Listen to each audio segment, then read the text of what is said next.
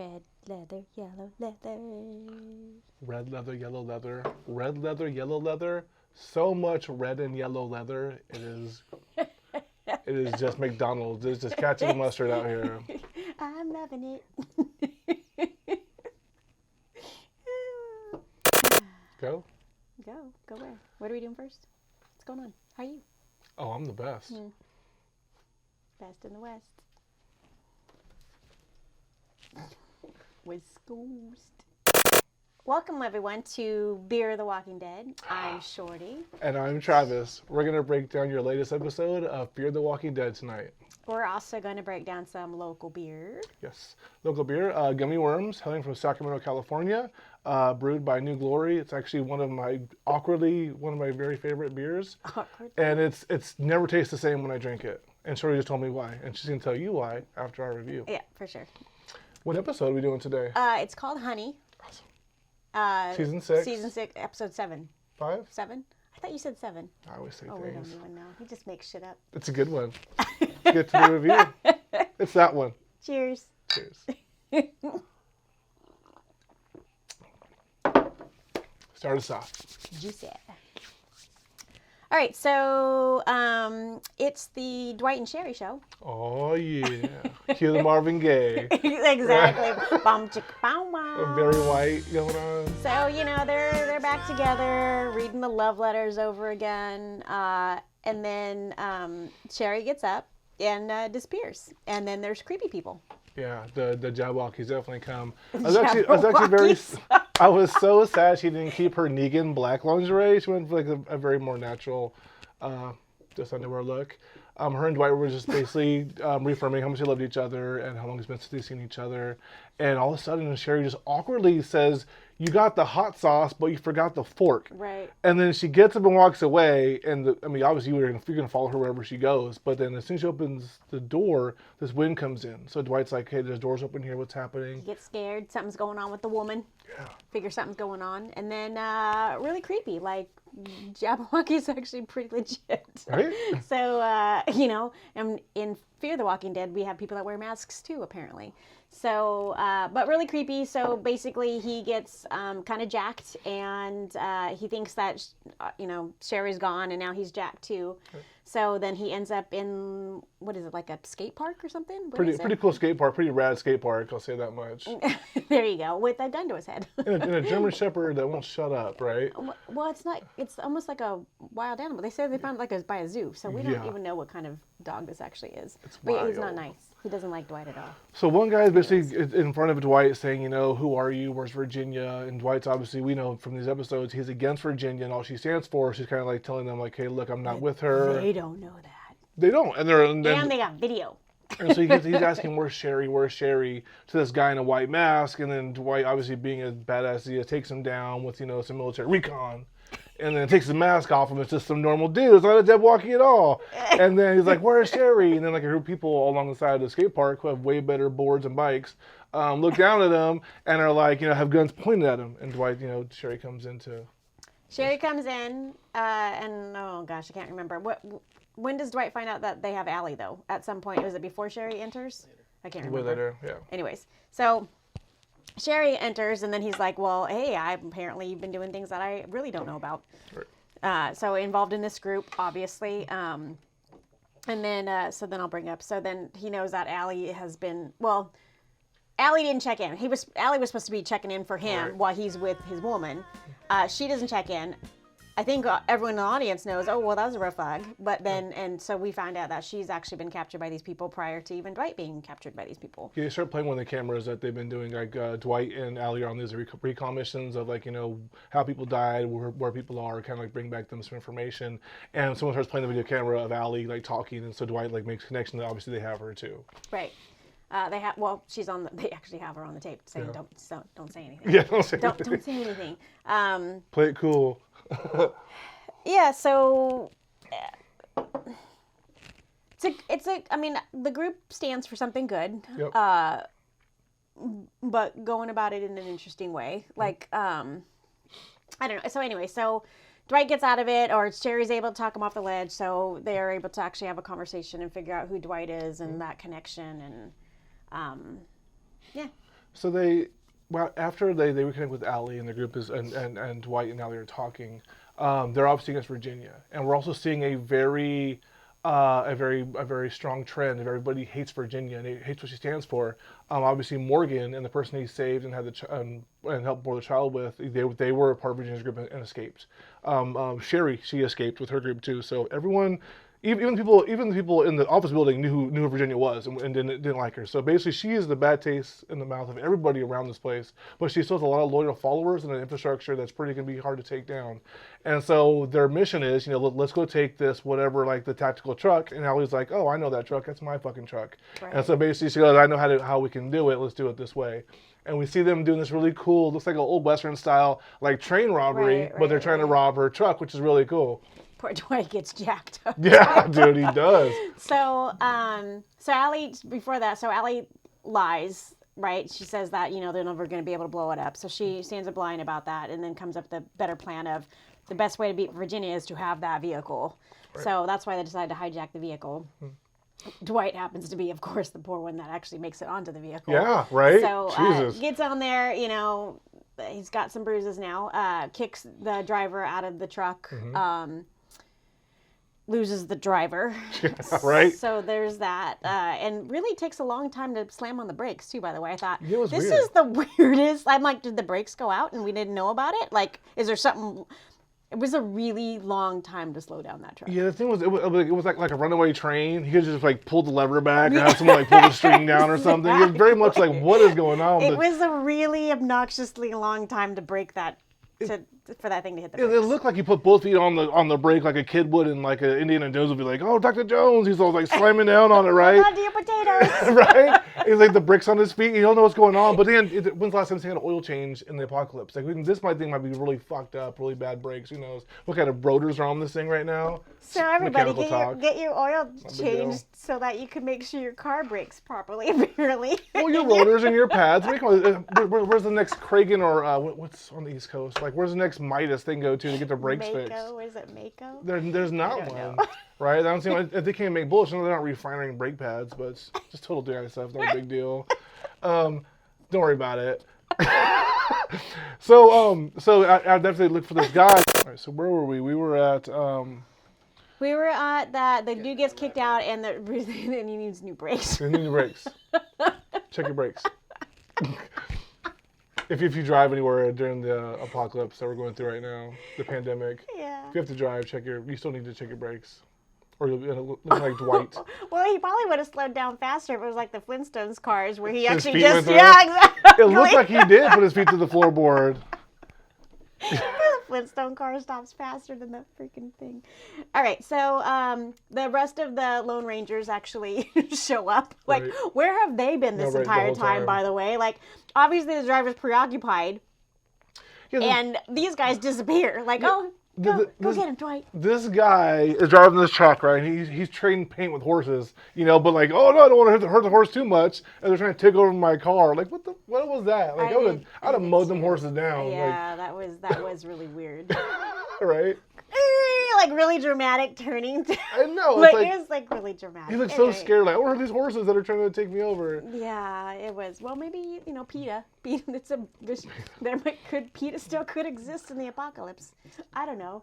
Nobody wants that. They look like they're animal. They look like animal control. Virginia with their hats, so they do look like some kind of forest rangers. See, they're all ex-PETA people. Jesus. So they can't find this guy. They look down the path. He's nowhere to be found. So they think he ran away. And this person has seen Dwight's face. So this will be. Okay, so by the way, where the hell were the Lone Rangers when the dude fell out of the truck? Like that makes no sense to me whatsoever. That there's the dude. Let's go get him. Like that was so unrealistic to me. I mean, they were hanging back somewhere, right? As soon as he jumped on the car, like no one else was around him. They're probably like. He's out. This new guy we just found, he's got it. We'll see you back at the place. Good luck, dude. Good luck. Good luck to you. Thoughts and prayers. So anyway, I thought that was weird, but obviously they had to make it happen so that Morgan could be the knight in shining armor. Exactly. Dragging him by a rope, dragging him like he's like the bad guy in town, right? Lassoed by his legs, dragging him behind his horse. So cool to see Morgan ride up like that. Dwight hadn't seen Morgan since, last season. It was really cool for him to pull up like that. Sherry, I don't think, has ever met him before. And now, but he's just one more person in the group. It's just like, who is this guy? He's another one of Virginia's guys. So. But it was one of my favorite lines was, it was like, Sherry was like, did you save this guy too? Oh, yeah. Yeah, it was great. It's all quite the It was really cool. It's like, oh, no, quite the opposite, actually. Yeah, I know. And so Morgan continues to be a character that I'm liking more and more and more. Like, the moral compass is good. He's just trying to do good. He's just trying to be a good person and survive and make sure that other people survive in this apocalypse. So very much like in the direction that his character takes, and he's not running away at the sign of drama, I guess. I don't know what to say, but not pulling a Carol anymore. Sure. So there's that. So then we see they go back to the skate park, really cool skate park, and then after they got some orange laces at the food court, they made sure they stopped by, right? After they got them pegging their pants. God, if only. And so they're questioning this guy, and Dwight has his mask on. After the guy's already seen Dwight's face, he now has his mask on again. Like, you don't know who I am. I was already got you, but now you can't see me anymore. And so it was this whole weird thing. Where Jabberwocky Dwight was interrogating this guy. But we notice right when we walk up to this scene, the guy's in the chair is having the audio blasting just like he did with Daryl with Easy Street when at the Sanctuary. I think that Easy Street is way more horrific than the song that they were playing. Yeah, I would have totally put that on loop myself. That was like a pretty cool song. Like, oh, no, not the Easy Street though. Do that. Okay. So we see the resurgence of old Dwight. Yes. Come into play. And why that becomes significant is because, well, number one, no matter what he did, he wasn't getting the guy to talk anyway. Yeah. So, I mean, that was your tactics do not work. Right. And then Sherry becomes privy to kind of some flashbacks of the way that he used to be when he was with Negan. Right. So, and then she kind of flips out about it. So. Two things that were awkward with that scene, for one, if Dwight and Allie don't know where Virginia is, why would this guy either? Like, no one knows where she's going to be. Like, she kind of just goes where she wants to. So this guy was probably telling her, like, I don't know where she's going to be. Like, you work for her. You don't know where she's going to be. She worked for her. She doesn't know where she's going to be either. No one knows where Virginia's going to be or where she's going to go. No one knows this next hypothetical move where she's going to make, especially if Dwight and Allie would know too. So it's like, the fact that he was like all on him, like he has to know, like why would this guy know where she's gonna be next? Like what kind of question is that? Like when we call him my cell phone, like no one's gonna know. And second part, when Morgan saw Dwight regressing back to this old Dwight of what he used to do, and was basically the enforcer and beating the information out of people. Morgan saw this when he first got back with Rick in Alexandria, and Rick had just killed Jesse's husband for being a wife beater, basically. Literally, Morgan is he believes in life, he believes in light, and he believes in people need second chances. And so seeing people revert back to these like archaic, like cutting pieces of you off to get information does not sit well with Morgan at all. Doesn't understand who Dwight is becoming. Doesn't understand what he's just walked into. He doesn't even wants to bring them back to where he's going. So, right, and Dwight's torn anyway because obviously Sherry wants to stay in this group. So he's torn. He's getting torn anyway, and so kind of leading into like he really does have a moral decision to make. Do I want to be with my wife, or do I want to do what I want to do, which is go with Morgan, who's actually the only person making sense right now. So him and Allie. So Morgan and Allie. Are the only ones making sense. Like the only ones kind of thinking, no, people are going to get killed if we go with these moves. And so I guess kind of the next thing is, so Morgan and Allie come up with a plan to try to kind of dismantle this entire. Sure, the yeah, exactly. So she lies and was like, that's nothing. They all get fucked. God, it's so confusing. So what they try to resonate in Sherry and her group is that if you take out Virginia, she has a large infrastructure of support. So by taking her out, you're not doing anything. We need to do this systematically from inside. Let the cancer just take everybody out because everyone like you hates Virginia. Let's have this thing infect everybody in there, and we'll all overthrow her whole regime, and everyone can walk out here fine. Instead of everyone going there, bang, bang, just kill Virginia, we're done. No, that's just going to cause a bigger rift. Because Virginia's smart, and she cuts you. Like, she goes to whatever's going to affect you the most. Right. So Morgan and Allie know that if they do this to Virginia now and they're unsuccessful, everybody that they care about is going to die. Like they are tortured or whatever is going to happen to them. Right, But, they have a lot of people that are still in these places still. Correct. And the funniest thing was, it was one of those like fourth wall moments in a show where like they become like a viewer with us. Sherry's like, why don't you get on the walkie-talkie and tell her that check in and tell him where to go? Like you have just as much access as he does. Right. And Dwight's like, oh, that's a good thought. Yeah. He's like, yeah. So. Oh my God, my wife is brilliant. Right? Like are we all writing this She's episode the smartest together? bitch ever. So Dwight gets on the phone. He's already late on his contact and tells the guys, hey, meet us here. It's a new settlement, and I want to make sure that Virginia's there first to see what's going on, which obviously is the stupidest thing you could have said, because by not saying anything, you probably better stop Virginia coming. Obviously trying to set Virginia up for something. These people are like, we're not going to send Virginia there. Like, what the fuck, right? She's not coming first, ever, right? There's no way. Sherry. And to say for her to be here first, like, makes no sense. Dumb Sherry. Stupid, hot, dumb, tall chick. So, Okay. Fast forward. right. So after that, Sherry's sitting in the gunner of Valley's SWAT vehicle, whatever this tactical M whatever Right. So is. the people all show up. Virginia's not. They figure out that Virginia's not there, but Sherry's the gunner, and we had a discussion earlier about like why we thought that she was the gunner. I think that she was trying to prove herself that she could do this, right. That she could make it happen. And then, they escape, right? So Dwight was locked up. They were all locked up. So Dwight escapes, gets out, goes and kind of talks Sherry, or tries to talk sense to her. It actually just kind of fucks with her head. Like, you don't have to do this. I mean, it was the right thing for him to do that, but now she's mad because, she felt like she really needed to do this to prove to herself that she could actually make this happen. Right. So this is like the beginning of the end of the Dwight and Sherry show. Yeah, so you got to think though too. So it's been about 7 years or so since Dwight and Sherry have seen each other, and so in that time, I'm sure she's loved and lost since then. Who knows how soon Virginia found Sherry? Who knows who she lost because of Sherry? It seems like a lot of people have lost a lot of things important to them because of Virginia. So, right. So she literally is like, I'll die killing her. I don't care. Like, I will die killing her. And when Dwight gets into her head and makes her not kill her or even shoot these people, Sherry just realizes, almost like everyone does in the show, like Strand does earlier, I can't be who I need to be with you here. You remind me of who you are, and that reminds me of who I used to be, and I can't be that person anymore. It's verbatim why that guy sent Alicia away. I can't remember his name. From the one he got the key from. He basically said, I can't be who I need to be with you here. And so he sent her away. And that's going to be a very common thing. Like, everyone's ready to lay their life down on the line to kill this person because they've done so much bad to them. But having people around them that they love makes them, regress to a better person, someone that doesn't want to kill someone. And to basically go kill someone, throw your life away, you really can't have any ties or any more baggage. Right. Which Dwight is just burned baggage at this point.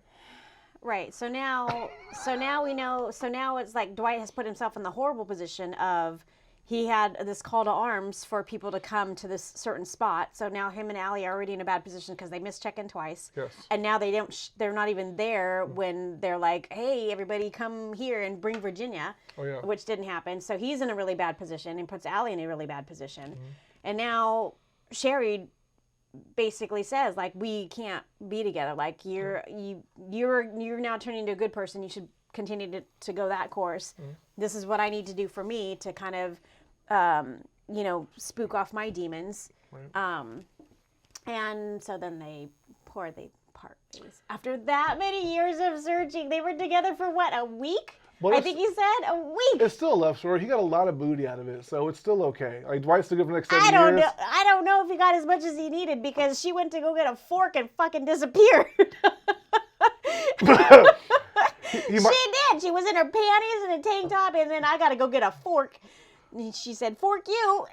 It might have been a little bit of magic, but it was still magic. It was still magic, right? He might have been a quick shot after those years. But all right, so they got to hump like rabbits for 5 days or however long it was. But then she's like, "Okay, now peace out, bitch. Like, I'm done with you. Yeah. I'm done. You got to do you. I got to do me." Hmm. And now he does what he should have done in the beginning and, like, solidifies his you know, his union with Morgan and what Morgan's theories are, and Allie's on board with that. Yes. So then they go and they let the poor people out of the truck, out of the back of the trailer. Right. Like, how long have they been in that trailer for? Waiting for. I don't. That's all I thought about. I'm like, how long have they been in that trailer for? So Dwight enacts his plan, which is basically let's find zombies that look like each other, and then we're gonna make ourselves, you know, I forgot about put our clothes on them. It was great. And then that was a really great scene. But he's been trying to do that for like that's his excuse for everything. It's like for 3 episodes he was like, okay, we got to do this, and now finally he gets to get. That was his out when he found Right. Sherry. Like Right. when I find Sherry, that's what we're gonna do. That's what he said. When we find your friend, we'll do it to you, Allie. And the Allie zombie looked pretty close to Allie. It was pretty good. They found a good job doing Allie. But did they burn a Dwight? I didn't see that. No, we didn't see that. I was wondering why. I would assume that they would have just gotten a zombie that had a fucked up face, like peeling away or something. Any ginger would have been okay.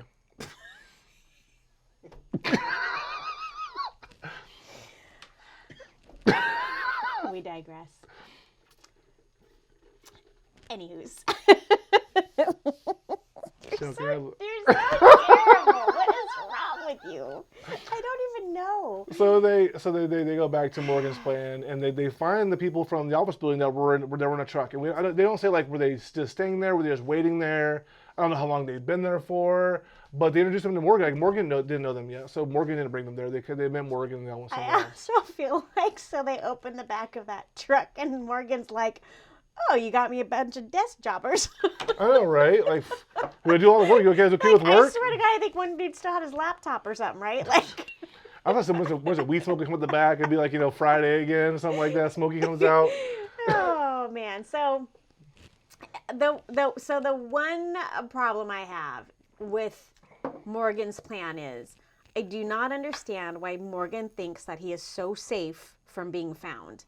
Like, nobody's safe from being, like, there's, in the United States of America, in the zombie apocalypse, like, no one is safe. Everybody gets found. Like, Morgan got found once already. Right. And just because now he has the bloodhound doesn't mean that he's never going to be found again. I do not understand. Like, these other people have helicopters and all this crap. Right. I do not understand why Morgan feels like he's so safe. Well, I will say this. I mean, for one thing, I was trying to say was that Morgan has to be confident. Right? No one's going to follow Morgan if he's not confident. If he's like, hey, I got this place that might be okay. We should go hang out by my mom's house. Like, it's not going to work. It's going to be like, I got a fucking fortress. We're going to come down like Castle Grayskull. No one's coming to this bitch at all. Like, that, like, he's got to, like, basically, you know, project this fucking place is that safe. Castle Grayskull. He has the power. I have the power. And he leveled up Axe pretty awesome. So basically, I think he's not only exuding, like, machismo and confidence, basically because people will follow him. But also, now that he's planting seeds in, you know, where Dory is and where I forget his name. You don't feel like he really believes that he's safe? Like, for me, he like exudes that he really feels like he's going to be safe. You know, the place was so desolate and covered with zombies. I think that if Virginia wanted that place, she took it a long time ago. Like, that place was, you know, basically left to just die. And it was pretty close to where all of her stuff was already. So if Virginia wanted this location, she'd have already infiltrated it. So she doesn't want to be there, right? She has no reason to even go there. So, but what I was thinking now that Morgan has people inside of both these places that are close, Lawton, and the other place where Strand, that he can keep them like away, like a buffer. Like, hey, just tell them that they just don't come over this way. As long as the people that own these places or look everywhere else but the old dam, then he is fine. So that's kind of like, I think he's putting this invisible buffer around where he's at, which is working pretty well. I guess. And why aren't there very many zombies by this dam? I don't know that either. Zombies don't need water. They actually like people's blood and stuff, and that's why they're probably not there. I'm just saying the zombies are everywhere. Well, they're not at Midas or O'Reilly's changing brakes. You know that for earlier conversations. Great review of the show. Can't wait for the next episode. Zombie brake pads. Zombie brake pads. It is a thing on the Cheers, apocalypse. everybody. So the beer that I chose today, since we did a basic ass pumpkin ale for Shorty last week, was Gummy Worms Chewy Pale Ale. Chewy Pale Ale is a very weird description or type of varietal of ales I've never seen anywhere else. It's delicious. Shorty? So I will actually say, so I've had this beer before, and I was pleasantly surprised with this beer because I am, if you guys don't already know, you'll become very familiar that I usually hate most of the beers that Travis brings because he brings me IPAs and shit. But this one, I actually vividly remember I liked it when I first had it. And so when you said that you brought it, I was like, okay, cool, I can drink that. So it's such a weird description, but it really is perfect for this beer, is the word juicy. Like, it really is a juicy beer. And it gets you all kind of salivating a little bit. So it's a juicy beer. I don't know about the chewy part. I'm not quite sure where that comes from. The last drink. But we were just talking that it was like edible arrangements got delivered into this beer. Like every single fruit from an edible arrangement is in this beer right here. So it's pleasant. I like it. It has like when you first start drinking it, it's like a very, very generic average hazy IPA, but the alcohol content's only 5.8, so it's not very strong. And you start drinking a couple more sips of it, it's very light, it's very thin, but the citrus comes off like it's pineapple, oranges, tangerine. It's like a fruit basket, like she was just saying. But it has this weird like tang to it. Like I know there's like a lot of like it's just tangy at the back end of it, and it just is. When you stop thinking about what it is and just taste it for what it is, it tastes great. It has a weird balance to it, that all kind of makes sense. It's not an IPA, it's not a wheat ale, it's just it's weird chewy pale ale. It's not hoppy, which is what I like about it. It's definitely more fruit forward, so this is why I can drink it. I think it's a wheat, and also it's unfined, unfiltered. It's like the last. If you get a can of this on tap, it's amazing. It's by far way better on tap. But like the last drink of this, like when you can hear the last drink, don't drink it. When you can hear it, it's like thunk thunk thunk. Like that's a weird swish. A bunch of coins in the can. Yeah, it's just like a bunch of copper. So in case you get pull up for DUI, you can put it on your tongue real quick. And hold on, officer, I'm trying to hide this DUI smell. It's a weird bitter just chew. That's the chewy part of it. Don't fucking chew it. It's horrible. And it's almost like a dare. Like drink the worm and Quesada Rojo. Well, eat the chewy shit and the fucking gummy worm. It's bad. Don't. I'm sorry, New Glory. But I love it on tap. The sentiment is real. Yeah. I get it. I don't know if it's like chewing on pennies, but I get it. Anyways, enjoyable. Actually, I like this beer. Yeah, because you drink so fucking much of it. Well, I have other things to drink that we know about. Love it. There's that. As long as we'll drink it, we're good. If we don't even drink it, then we're okay. I know, right? If it's this color and I'm drinking it, it's good. She'll put it in this thing and say, "Oh, it's in my cup." And it's fucking full of rum. She just say, "Oh, it's totally in here." Swear to God, fucking cans in the counter. That's why I have to have an actual glass to make it legit. But I don't have that bitter beer face when I drink beer. So. If you're in California and you have a chance to get this on tap, try it. It's fucking amazing. Good on the can. It's actually good, but just remember that last drink is not for you. Oh yeah, good review.